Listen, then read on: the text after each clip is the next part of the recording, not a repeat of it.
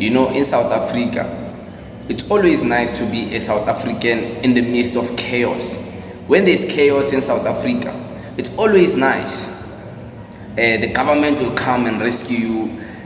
But the question is, what is the agenda behind the government trying to rescue you? But maybe that's another conversation for another day. Here comes some big news in South Africa that the government has invested 500 million rand into helping local South African Spaza shops. 500 million rands that is going to be spent helping Spaza shops, you buying equipment, buying a fridge, or helping you in any other type of way. That's the money that has been invested to try and help boost the Spaza shop mindset from our local people. If you don't believe me, listen to this. Government now has also unveiled a 500 million rand fund to support Spaza shops in rural and township areas towards compliance. We're joined now by the Deputy Director General at the Department of Trade and Industry to talk to us a little bit more on that. Mayor Susan Mongale, good to have you, and thank you very much for coming on this afternoon. So we learned that this is, of course, somewhat of an intergovernmental collaboration to come up with this fund. The Department of Small Business Development would have come in as far as they could with their budget. Yourselves have come in and have helped to enhance this budget to the point of 500 million. Now, many people firstly would ask, what are the areas that this particular fund is going to address? Thank you, Thabo, for having me this afternoon. One of the key things, the fund is actually 500 million as announced by the President.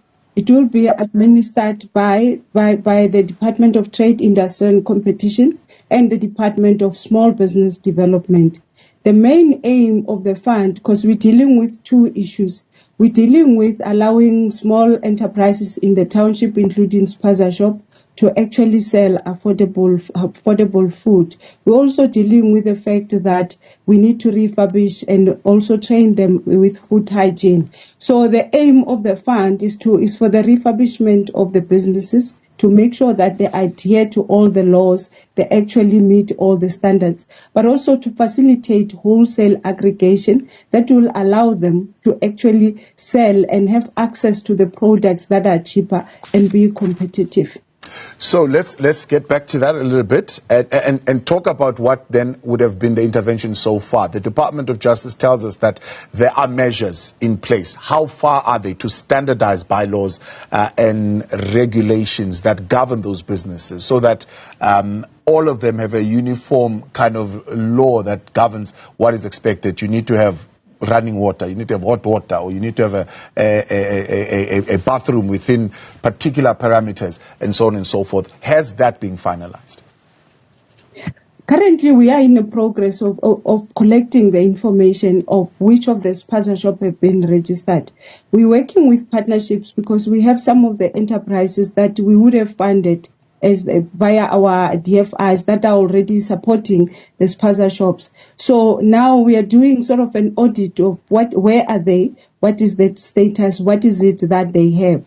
The reason the President emphasized that they register is that once they're registered, the inspectors and also the DTIC official and the SBD officials are going to visit to check to say what are the requirements to be able to meet those standards. That will also include to say in the places where they're operating, what are some of the infrastructure or the things that need to be refurbished to make them meet the standards, but also to say what type of training do they need, because for you to be able to handle food, there are certain standards and training that you need to adhere to. So now we are at the point of collecting that information. So far, the information that we are receiving, most of them are not, it's not complete. So hence we're working with the provinces and the municipalities to make sure that we get the information.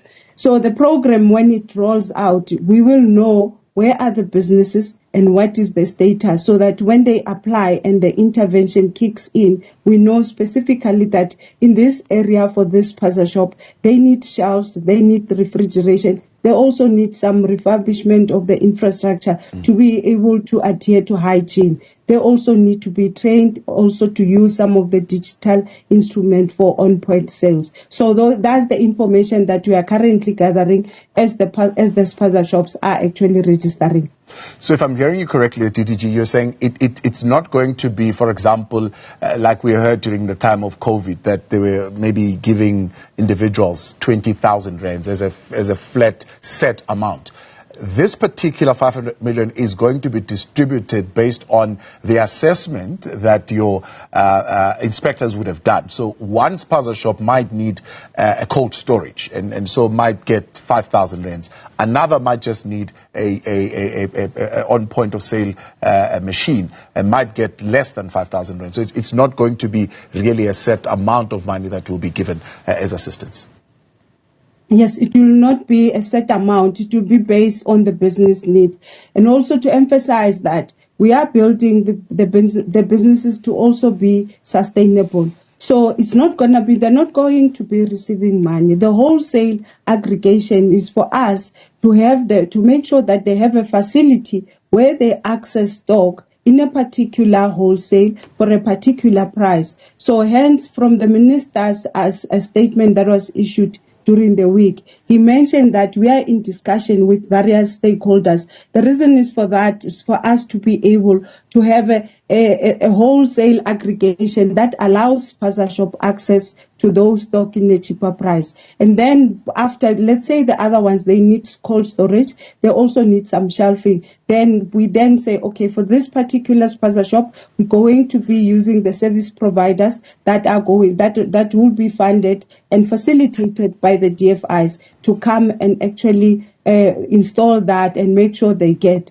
One key thing is that the Spaza shop, when they apply based on their needs. So it's not a standard amount that each business will receive this much. It will depend on a business by business. There are those that are in a more advanced stage, but there are those that are actually, they don't have anything. So those will differ. So it means that those that may only need access to the wholesale, access to bulk buying, so that they can sell at the same price. They can also sell on a competitive and affordable price to the communities. And then there are those that will actually need the whole package of refurbishment, training for hygiene, training for food handling, and then plus stock. So those are some of the things, but it's on a business by business cases. I don't have to tell you this. I'm sure you would have had this direct experience where there was a regulation or an intervention that would have been announced for the tourism sector, and part of the requirements was that it has to fall within the BBBEE codes. Of course, government was challenged by that by some of the outfits. What's the criteria for this particular fund in terms of the ownership and the nationality of those who own the Spaza shops? Okay, in terms of the criteria, and I think we know the crisis that we're dealing with, it's in the townships and the rural area of South Africa. Firstly, the business or the business has to be the owner of the Spaza shop must be a South African citizen or naturalized as a South African citizen prior to 1994. Then the Spaza shops must operate within South Africa in the rural and township areas and serve the community. Then the other one is the Spaza shop must be registered with the local municipality in accordance with the relevant bylaws and business licensing requirements. Then there's also a requirement of CIPC registration. However, because we know some of them are informal traders, some of them are very small. So the CIPC registration will actually be transitioned on a case by case. But then there are those that require a bigger support, for that support we'll have to then get you CIPC registration.